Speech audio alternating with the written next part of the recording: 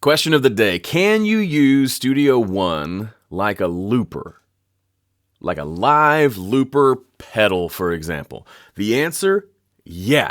It's not quite what you're thinking, but you can actually use it as a live looper to produce things out. Now, it's not something you're going to want to take on the road as like an Ableton live looper thing. It's not exactly that, but it's real similar and super handy for making loops and putting together productions in your studio when you're sitting there and wanting to be creative. And it's very fast, and it does something that I've not seen, aside from Ableton, I've not seen anyone else be able to do this, where once playback begins and it starts looping, I can start adding things in creatively without ever stopping playback, which to me is really interesting and keeps me in the zone versus starting and stopping all the time. So I want to demonstrate that here because it's easier just to show you than to talk about it.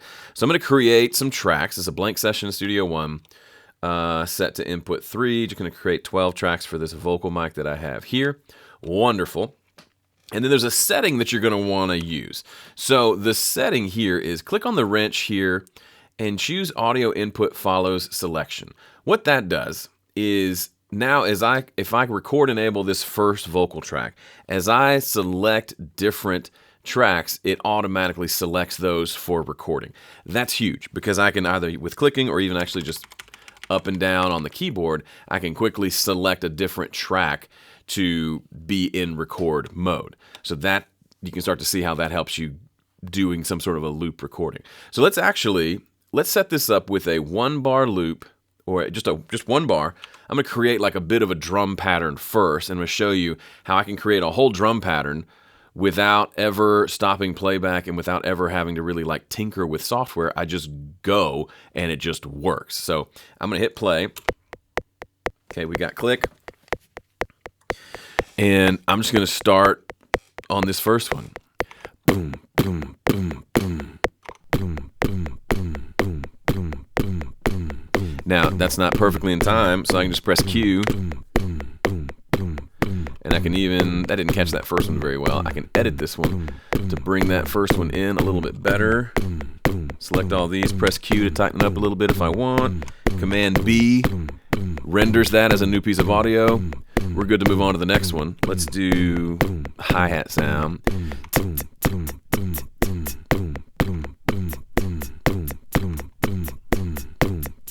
Another one.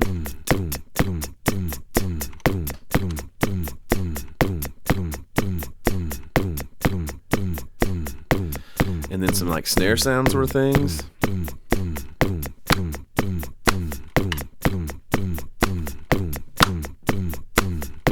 I forgot to press record.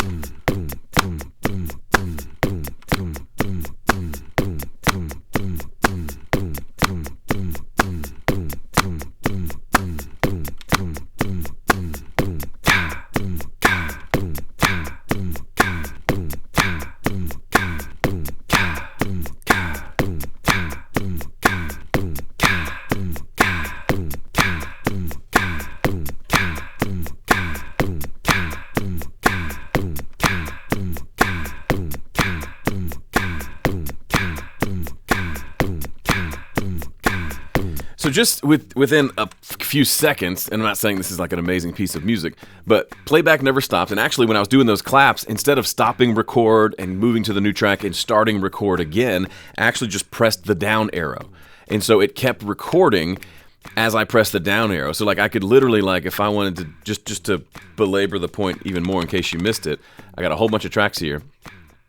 If I just want to go, I'm going to hit record, and then the only thing I'm going to press is the down arrow on my keyboard. So, oh, I forgot to press record. Well, hang on. Here you go.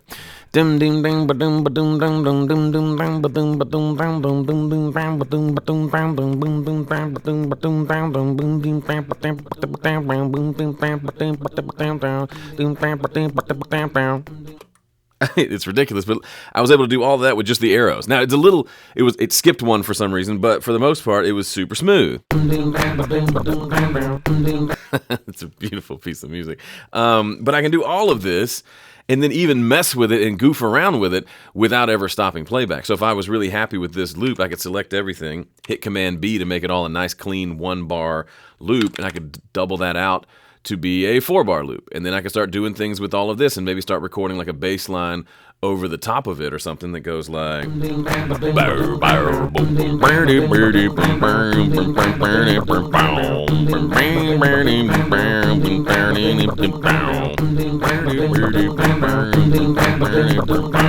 This feels, as someone who has used looper pedals and I've tried different ones and looper apps on the iPad and all sorts of things, Ableton and things like that, this feels really close to how that feels because I'm just adding things over the top. But then I could come in here and say, all right, with my awesome bass part that I just created, I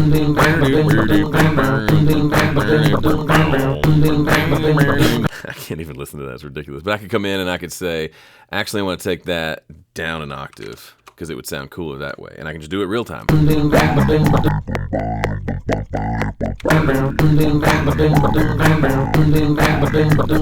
Anyway, this is getting ridiculous, but you get the idea. I've created a 4-bar loop with 16 tracks of audio, and I could just keep going. And we could now this is just the bare minimum. Now imagine that we have reverbs that we have reverbs sitting there in the wings waiting for us to send some of our sounds to them. We can add plugins as we go. We can obviously use Ampire and things like that. We can have different microphones and you could just go nuts with it, but it can all happen while playback is still going. And then you could start to piece together different sections. It's not so much for like creating different sections and jumping between them, but for building a loop, like that's really cool. And then we could say build an A section, and we even use our arranger track like, say we go ahead and create that, and then we could duplicate that, press D on the arranger, and now we can take this one and maybe do a different set of tracks and bass lines to create our B section. And we can really literally do production, right?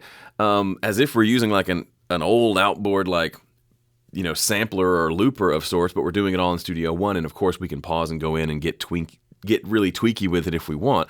But this to me is one of the things we don't talk about enough with Studio One, the fact that the audio engine allows for stuff like this. And I could keep going for 100 tracks if I wanted to. It would be ridiculous and sound terrible at this rate, but you get the idea. Hopefully this inspires you to sit down and do some of this and just see what comes out. It may be just a new creative exercise for you to come up with new ideas.